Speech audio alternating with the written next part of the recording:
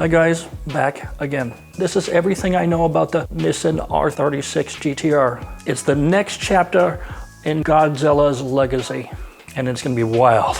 The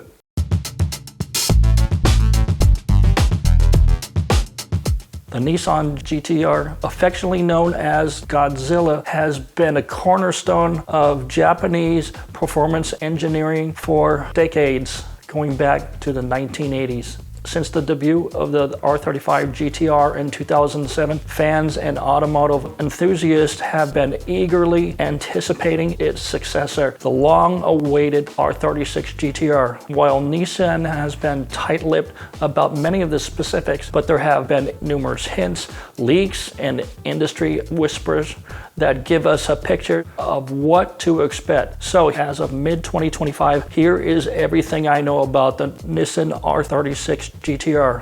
That story is coming up right after the break.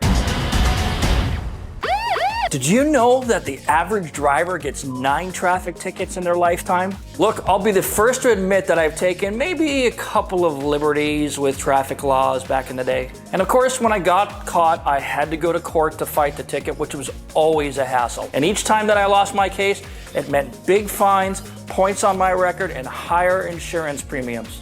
Eventually, I realized that nothing beats having a good attorney argue your case in court. So here's what you do. You download the OffTheRecord app to your phone and register for an account. And if you get a ticket, simply upload a photo of your ticket into the app and you will be quickly matched with a lawyer in your jurisdiction. Your lawyer will start working your case right away, and in most cases, you'll never have to set foot in a courtroom.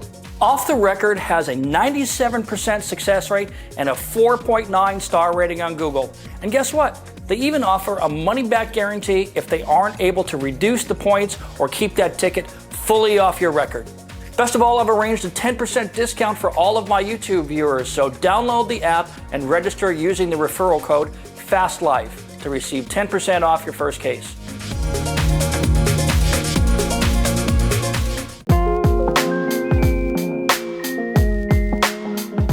The R35 GT-R has enjoyed an unusual long production run. long time. There have been numerous updates, but no full redesign in nearly 2 decades. Remember, this car was introduced in 2007. It revolutionized the sports car market with its twin-turbo V6 engine. It had advanced all-wheel drive system and near supercar performance at a relatively affordable price. But the world has moved on and it has evolved drastically since then. And then we get into electrification, emissions regulations, and fierce competition have all raised the stakes. Sweet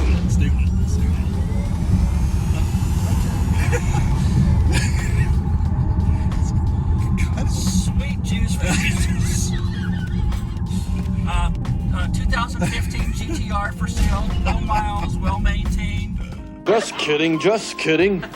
Everybody's moved on in different ways. Electric, hybrid, or gasoline. Nissan has confirmed that the development work on the R36 GT-R is ongoing, and while no official release date has been set, insiders suggest a debut in 2026 or maybe 2027, which is more likely. CEO of Nissan has emphasized that the R36 will not be rushed, saying that Nissan is taking the time to develop a car worthy of the GT-R badge. Yeah.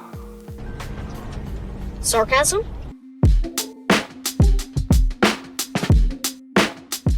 What about the design? I'm seeing a lot of radical redesigns on the horizon.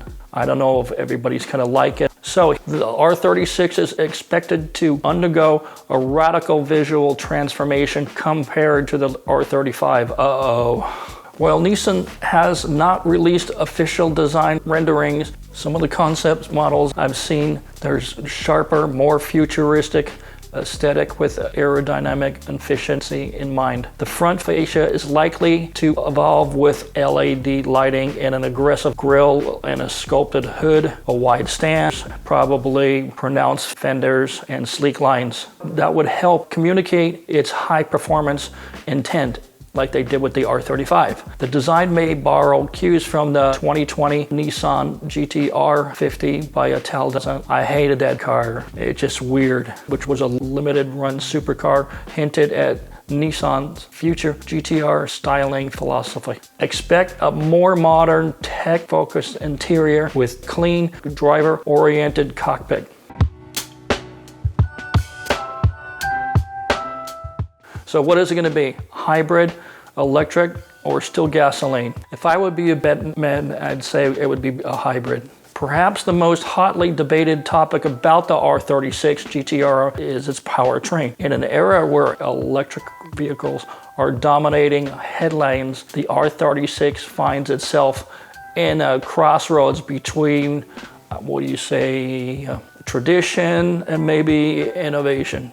And again, Nissan has not officially confirmed what is its powertrain. However, several reports suggest that it would feature some level of hybridization. A performance-oriented hybrid system would allow the R36 to exceed the R35's power while meeting increasingly strict global emissions and regulations. I'm down for that. One rumor suggests that the R36 may use a modified version of the VR38 DTT engine mated to an electric motor for additional torque. This hybrid setup could potentially offer over 700 horsepower right out of the box, putting the R36 in the same league as modern supercars like the Porsche 911 Turbo S or McLaren Artura, cars like that.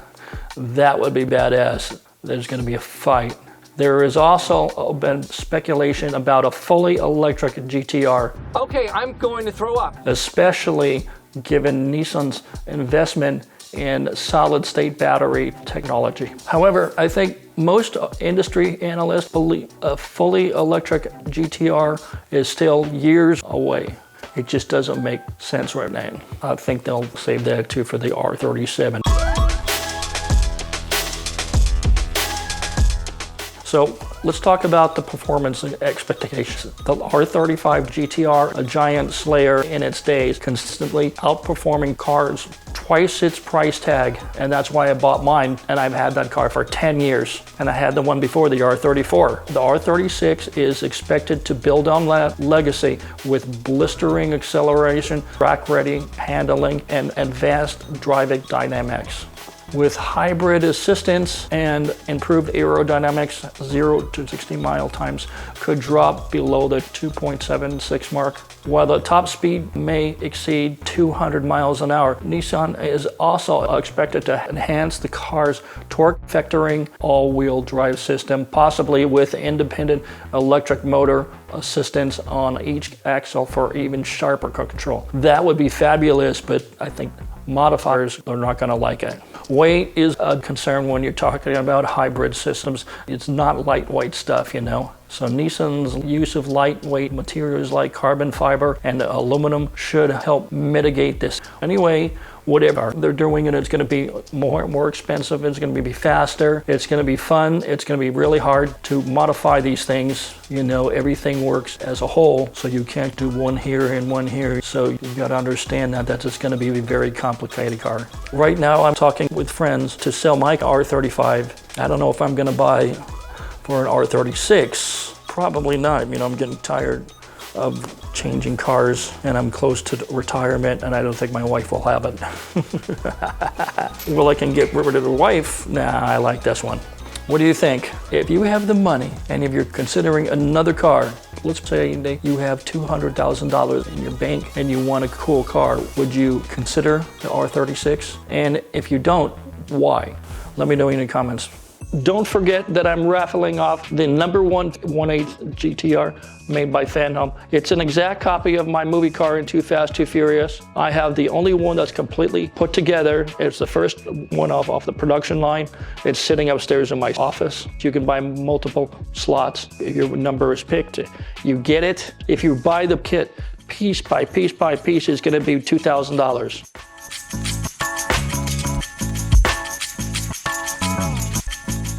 All right, guys, I'll talk to you next week. Please subscribe like, pass it around. If you have questions, you can DM on Instagram. I usually answer anybody. Thanks, guys. I'll see you next week. Bye.